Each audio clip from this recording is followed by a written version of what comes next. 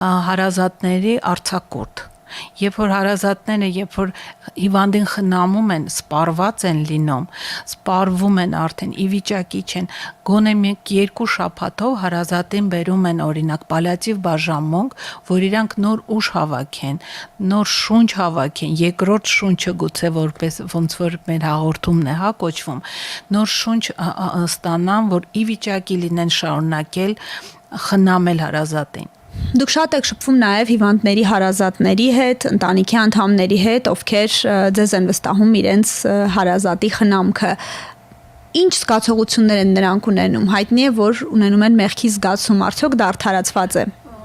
Ստեղ մի քիչ վիճելի է ճիշտ ասած, մեղքի զգացմունք ոչ ոք չունի, ես ստեղ չի համաձայնվի ձեր հետ օֆելիա, ուղղակի իրանք խառնված են լինում, շփոթված են լինում, ամենահաճախ տրվող հարցը իսկ ինչա տալու պալիատիվ օգնությունը, եւ ուղղակի միայն մեկ շաբաթ անց հետո նոր հասկանում են արդեն շնորհակալական խոսքեր ենք լսում եւ հարազատներից եւ հիվանդներից։ Դա համար ես ավելի պոզիտիվ կտրամադրվեի այն առումով, որ երբ որ լսում ես հարազատների շնորհակալական բառերը, հավատացեք դրանից ավելին երևի ոչինչ չկա, երբ որ ասում են ինչ լավ է, որ դուք մեր կողքին եք։ Դա վերջի պահի ինչ լավ է, որ դուք մեր կողքին եք, որ մենք մենակ չենք։ Աշխատում եք նաև ընտանիքի անդամների հետ, հարազատների հետ, խնամատարների հետ։ Ինչ է ենթադրում այդ աշխատանքը։ Ինչ է իրենից ներկայացնում այդ աշխատանքը։ Այդ աշխատանքը ներառում է նաև հոգեբանի հետ աշխատանքը, այսինքն մեր հոգեբանը շփվում է եւ աշխատում է հարազատների հետ, որ հարազատները կարողանան անցնել այդ ստրեսային այդ պայմաններում ապրեն։ Հավատացեք, ես էլ եմ անցել, անձամբ ես անցել եմ այդ ուղին, երբ որ տարիներ առաջ մայրիկս հիվանդ էր, ուռուցքով հիվանդ էր եւ հասկանում եմ ինչքանով դժվար է գտնվել մենակ հիվանդի հետ։ Այստեղ բուժանձնակազմը, հոգեբանը շատ մեծ դեր է կատարում, երբ որ աջակցում է, բացատրում է ոնց հաղթահարել այդ ստրեսային պայմանները, ոնց հաղթահարել այդ ստրեսը, եւ հոգեբանի աշխատանքը շատ մեծ դեր է խաղում պալիատիվ բուժօգնությունում։ Եվ կա այդպիսի տերմին, եթե կարելի է տերմին, հասկացողություն, եթե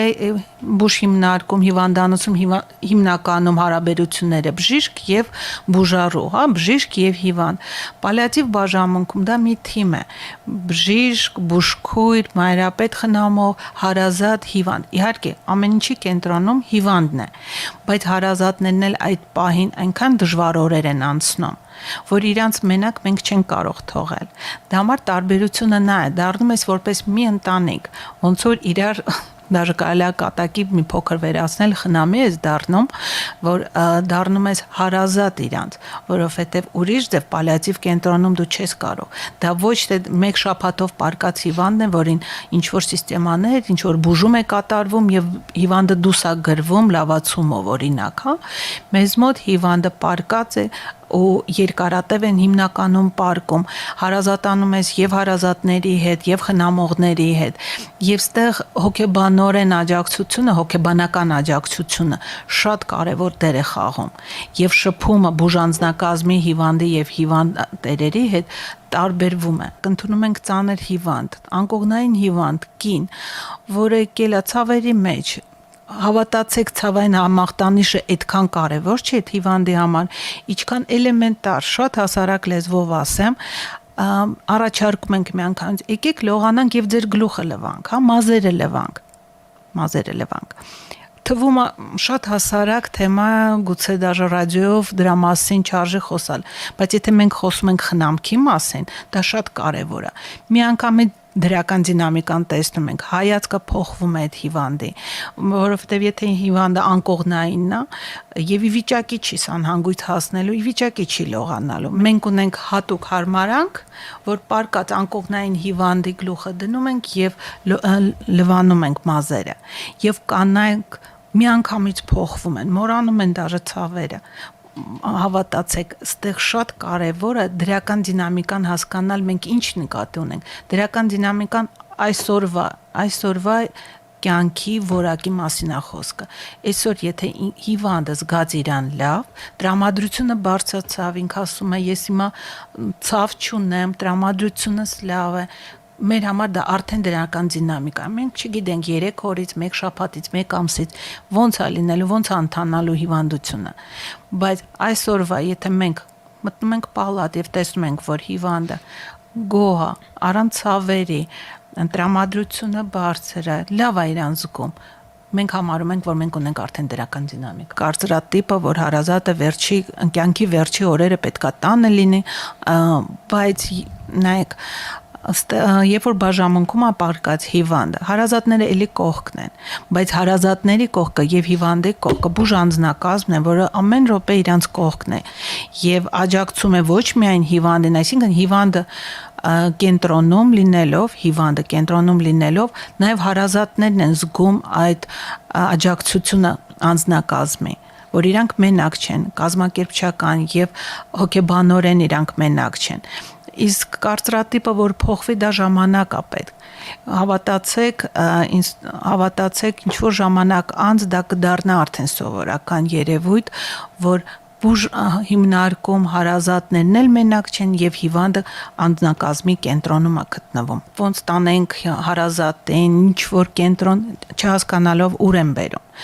Հավատացեք, որ երբ որ բերում են հիվանդներին մեր կենտրոն, այդ պահին են նոր ասում հարազատներին, իսկ ինչի չգիտեինք սրա մասին ավելի շուտ, մենք ավելի շուտ կդիմեինք, որովհետև մինչև այսօր ոչ բոլորն են հասկանում, ինչով է զբաղվում մեր բաժանմունքը, հա, պալիատիվ բուժօգնության կենտրոնը, ինչ է առաջարկում, ինչ թիմ է աշխատում եւ այստեղ ես կուզենայի նշել, որ շատ կարեւոր է մասնագիտացված պրոֆեսիոնալ թիմը, որովհետև այդ գործը պետքա սիրես, որ իրոք մասնագիտորեն մոտենաս եւ իրոք կատարես այդ աշխատանքը ու մեր կենտրոնում դա շատ կարևոր է պալիատիվ բուժօգնությունում շատ կարևոր է բարեխիղճ եւ բարեհամբույր շփումը բուժանձնակազմի, բուժքույրերի, մայրապետերի եւ հիվանդների, որովհետեւ ստեղ շփումը մեկ ուրիշ ձև է կատարվում, եթե համեմատենք բուժ հիմնարկներում, բուժ հիվանդանոցների հետ, որոնք բուժմամբ են զբաղված, հա, բուժում են հիվանդներին։ Դա կարծրատիպն է, որը ինձ թվում է ժամանակ է պետք, որ ժամանակի ընթացքում իհարկե կհասկանան եւ կօգտվեն։ Պալիատիվ բուժօգնության հիմնական գաղափարը դա ոչ թե ուղղակի ավելացնել եւ երկարացնել տարիները, այլ կյանք ավելացնել այդ ապրած տարիներին։ Մենք այդ գաղափարը պետք է հասկանանք ու ինձ թվում է, եթե մենք ընդունեցինք այդ գաղափարը, մենք կզարգացնենք այդ ոլորտը եւ համարժեք կդառնանք արտասահմանյան պալիատիվ բուժօգնության կենտրոններին։ Վճարովի ծառայությունը իհարկե հասանելի չի բոլոր այն անձանց, որ այն բուժառուներին, որոնք կարիք ունեն։ Դա համար հույսով եմ, որ հասարակական կազմակերպությունները, բժիշկները բոլորով, հա, եթե պայքարենք եւ աշխատենք եւ իրազեկենք ինչ է պալիատիվ բուժօգնությունը, ինչքանով կարևոր է պալիատիվ բուժօգնությունը, մի օր դա դառնա ավելի հասանելի, գուցե դառնա ամբողջությամբ պետպատվերի շրջանակներում, այսինքն ով անհրաժեշտություն ունի պալիատիվ բուժօգնության, ստանա այդ բուժօգնությունը եւ վճարվի պետության կողմից, ինչ որ կազմակերպություններից, բայց հիվանդը եւ հարազատը չմտածի հասանելի է այդ ծառայությունը իրեն թե ոչ։ Տիկին Բեգլյան, եւս մեկ հարց, եթե համեմատելու լինենք ծառայությունների որակը մեր երկրում եւ եվրոպական երկրներում, արդյոք շատ են տարբերությունները։ Ես խոսում եմ միայն պալիատիվ բուժօգնության մասին, հա, պալիատիվ ծառայության մասին, եթե խոսանք, իհարկե մենք տարբերվում ենք։ Մենք փորձում ենք, մենք առաջի քայլերն ենք անում այսօր, որ ստեղծենք այն համակարգը, որը գոյություն ունի Եվրոպայում եւ արտասահմանում Եվրոպա, Ամերիկա, առաջի քայլերը իհարկե տարբերվում են, ինչի մասին է խոսքը, բայց նորից եմ կրկնում, երբ որ արտասահմանում հիվանդը չի մտածում ոնց վճարի է ծառայության համար։ Այն պահին, երբ որ մեր երկրում մենք կարողանանք կազմակերպել եւ ֆինանսապես կունենանք այն աջակցությունը, որը ունեն կազմակերպությունները արտասահմանում, իհարկե նույն որակով կլինեն եւ նույն որակը կարող են կազմակերպել։ Ոչ մի խնդիր չկա, միայն ֆինանսական խնդիրներն է։ Թե չէ մասնագետներ ունենք, անձնակազմ ունենք, աշխատում ենք այդ ուղղությամբ եւ նույն տրեյնինգներն են կազմակերպում, վերապատրաստումները։ Ժամանակի ընթացքում մենք կունենանք ամբողջ արսենալը եւ բոլոր ռեսուրսները, որ կազմակերպել։ Անհրաժեշտ է միայն ֆինանսավորում, որ մենք համարժեք լինենք եվրոպական եւ ամերիկական պալիատիվ կենտրոններին եւ հոսպիսներին։